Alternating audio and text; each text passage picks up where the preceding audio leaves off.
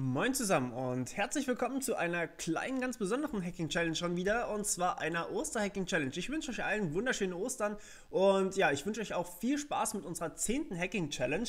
Bei der ist es ist eine relativ kleine Challenge, das gebe ich zu, aber ich finde sie trotzdem irgendwie ganz spaßig und ja, genau, ihr könnt natürlich wie immer gerne überall hinschreiben, wenn ihr irgendwie die Challenge geschafft habt oder sowas. Das sind so die üblichen Sachen, die ich jetzt hier sage. Und Forum, Twitter, Discord, Facebook, überall könnt ihr natürlich schreiben, dass ihr sie geschafft habt. Aber bitte natürlich keine Lösung bereitstellen.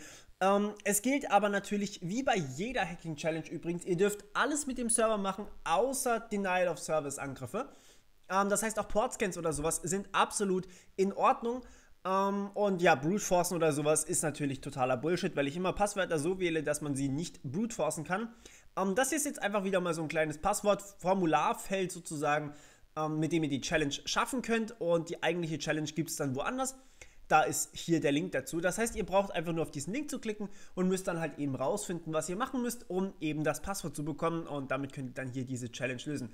Wunderbar. Und das war's eigentlich von meiner Seite auch schon wieder. Ich wünsche euch noch wunderbare Ostern und wir hören uns bei der Auflösung nächste Woche. Bis dann. Ciao.